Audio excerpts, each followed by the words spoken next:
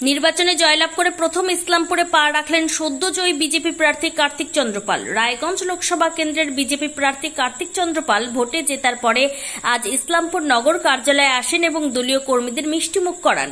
সেখান থেকে তিনি ইসলামপুর সিদ্ধেশ্বরী কালী মন্দিরের উদ্দেশ্যে রওনা দেন। সেখানে গিয়ে পুজো দেন। এদিন দলীয় কর্মীদের উচ্ছ্বাস ছিল চোখে পড়ার মতো। এনআইএ তদন্ত নিয়ে কার্তিক চন্দ্র পাল কি বলেছেন শুনুন। যারা এতদিনের একটা দাবি ছিল দাড়িভিটে এনআইএ তদন্তে, আজকে আপনি যখন এখানে কিছুক্ষণ আগে দাড়িভিটে এনআইএ টিম এসেছিল, আপনি কতটা খুশি বা কি বলবেন? অবশ্যই আমাদের একটা দাবি ছিল,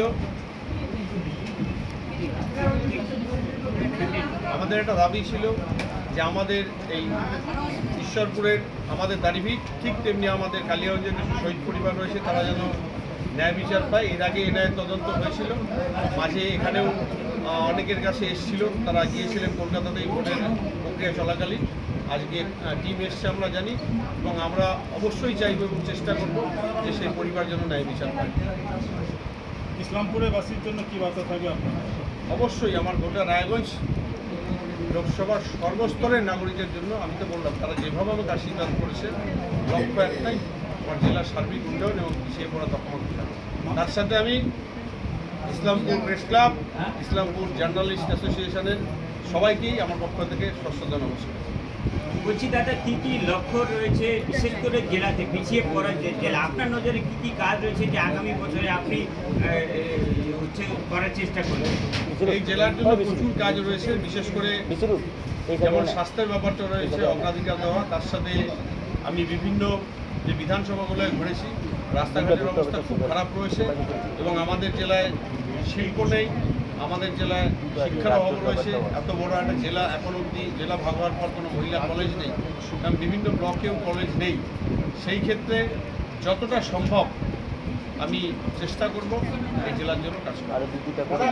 দীর্ঘদিন ধরে একটা দাবি এইমস, যখন আপনি ভোটে দাঁড়িয়েছেন বা কৃষ্ণ কল্যাণীও দাঁড়িয়েছেন, সাধারণ মানুষের কিন্তু সবার প্রথম দাবিটা ছিল এইমস। বহুদিন ধরে এই দাবি, আপনি সাংসদ হয়েছেন, কি বলবেন? অবশ্যই এটা আমাদের ন্যায্য দাবি, কারণ এর আগে আমাদের এইমস স্যাংশন হয়েছিল, রাজ্য সরকারের অসহযোগিতায় চলে গিয়েছে। আপনারা সবাই জানেন, করণদিঘিতে আমাদের স্বরাষ্ট্রমন্ত্রী এসেছিলেন, তিনি বলেছেন যে উত্তরবঙ্গের যে কোনো কোথাও এইমস হবে, যদি রাজ্য সরকার জায়গা না দেয় সেক্ষেত্রে কেন্দ্র সরকারের কোনো জায়গায় সেটা চেষ্টা করা হবে।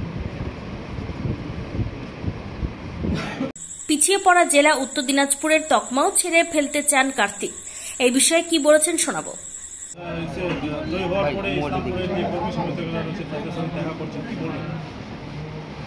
নমস্কার। প্রথমে আমি গণতন্ত্রের সবচেয়ে বড় দেবতা, গণদেবতা, আমার রায়গঞ্জ লোকসভার সর্বস্তরের গণদেবতাকে আমার সশ্রদ্ধ নমস্কার।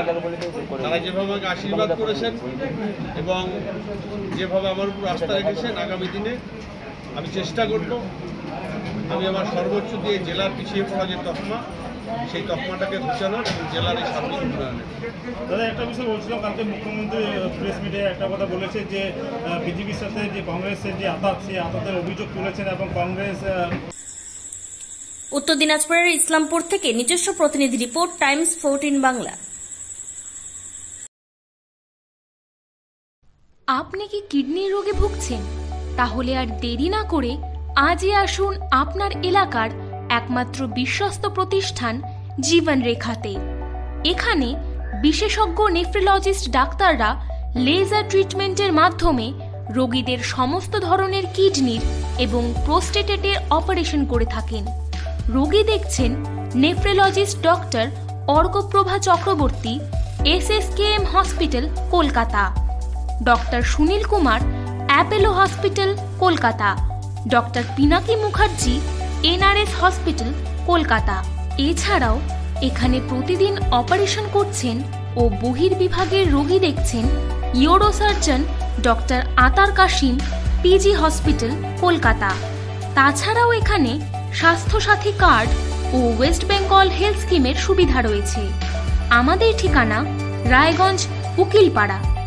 বিশদে জানতে কল করুন 8373066655 অথবা 8373066644 এই নম্বরে।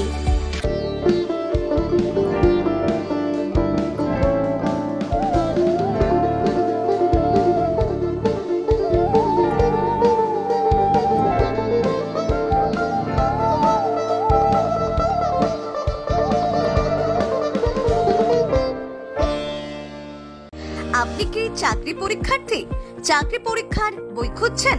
তাহলে আজই চলে আসুন সৌর বুক অ্যান্ড ম্যাগাজিন সেন্টারে। এখানে BSc, WBCS, bank, rail, ICDS, nursing, ANM এবং জিএনএম সহ কেন্দ্রীয় ও রাজ্য সরকারি সকল চাকরির পরীক্ষার বই ও ম্যাগাজিন পাওয়া যায়।